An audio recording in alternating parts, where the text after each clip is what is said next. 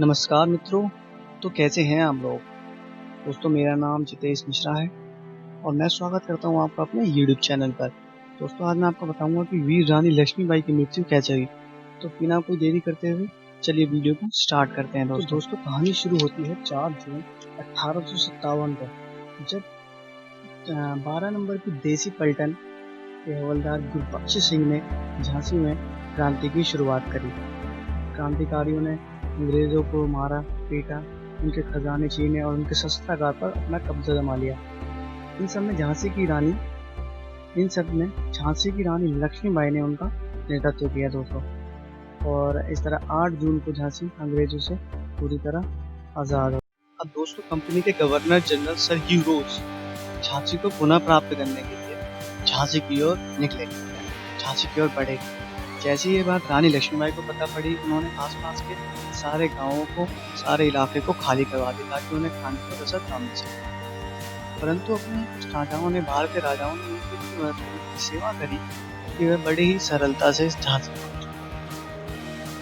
20 मार्च को वह लोग झांसी पहुंच गए। 24 मार्च को झांसी और अंग्रेजी सेना के बीच युद्ध शुरू हो गया, जिसमें रानी लक्ष्मीबाई ने उनका बड़ी वीरता के साथ प्रतिनिधित्व किया, बड़ी वीरता के साथ लड़ी। 3 अप्रैल को झांसी की रानी की स्थिति कमजोर होने लगी। इसका कारण था विश्वासघातियों के कारण 3 अप्रैल को रानी लक्ष्मीबाई की सेना कमजोर हो गई और लक्ष्मीबाई ने झांसी को छोड़ने का निर्णय लिया।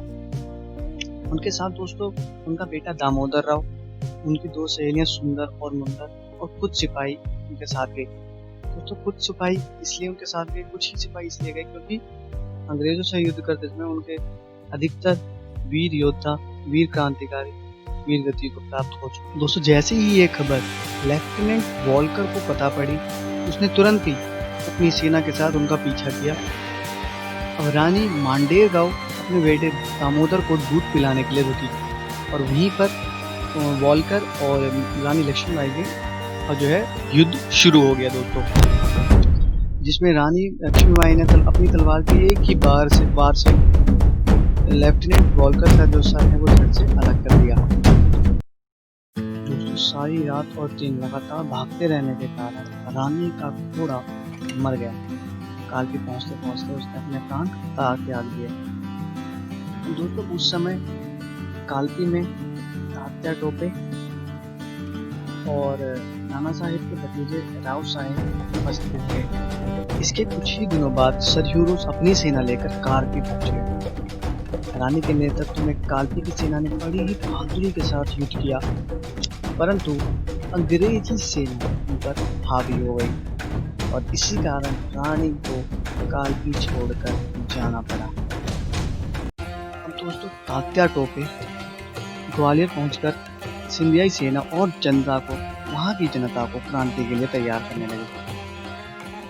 और दोस्तों जब झांसी की रानी लक्ष्मीबाई ने क्रांतिकारियों के साथ, अपने सिपाहियों के साथ जब ग्वालियर में पहुंची तो उनका वहां भव्य स्वागत किया गया।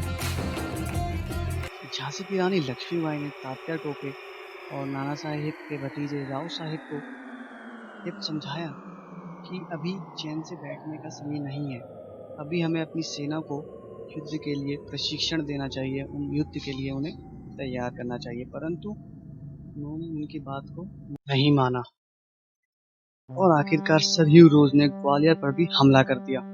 क्रांतिकारी सेना इस हमले के लिए बिल्कुल भी तैयार नहीं थे, परंतु फिर भी तात्या टोपे और रानी लक्ष्मीबाई बड़ी ही बहादुरी के साथ लड़ी, परंतु अंततः क्रांतिकारी सेना हार गई और रानी लक्ष्मीबाई के साथ अब कुछ चंद सिपाही ही बचे रह गए।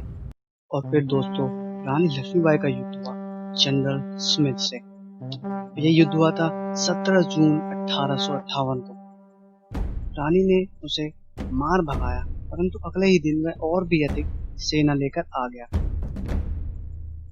दोस्तों इतनी बड़ी सेना के सामने रानी ने इतनी बहादुरी से सामना किया कि उसको देख अंग्रेज भी थक्के रह गए। कई अंग्रेज इतिहासकारों ने रानी की इस अद्भुत वीरता के बारे में अपने वृत्तांतों में वर्णन किया है। दोस्तों रानी लक्ष्मीबाई अपने घोड़े पर सवार होकर बिजली की गति से अकेले ही अंग्रेजों का सर्वनाश करती हुई आगे बढ़ रही थी। कि तभी रोक पाना किसी के लिए भी संभव नहीं हो रहा था कि तभी अचानक बीच में एक नाला आ गया जिसे रानी का नया घोड़ा पार नहीं कर पाया और पीछे से एक अंग्रेज सैनिक ने उनके सिर पर वार किया। दोस्तों, रानी ने उस अंग्रेज सैनिक को भी अपनी तलवार की धार से मार दिया कि तभी एक और उनके पीछे से एक और उनके ऊपर वार होता है। इस बार रानी लहूलुहान हो जाती है, परंतु गिरते गिरते अपने घोड़े से गिरते गिरते वह उस अंग्रेज सैनिक को भी मार देती है। तो दोस्तों, इस प्रकार 18 जून 1858 को झांसी की रानी लक्ष्मीबाई वीर गति को प्राप्त हुई। दोस्तों, अगर आपको ये वीडियो अच्छी लगी तो वीडियो को लाइक करें और कमेंट सेक्शन में आप ज़रूर बताएं कि आपको कैसी लगी वीडियो। अगर आप कुछ सजेशन देना चाहते हैं तो वो भी आप कमेंट सेक्शन में दे सकते हैं। और दोस्तों, चूँकि चैनल नया है तो प्लीज़ चैनल की तरफ जाकर सब्सक्राइब करें। धन्यवाद।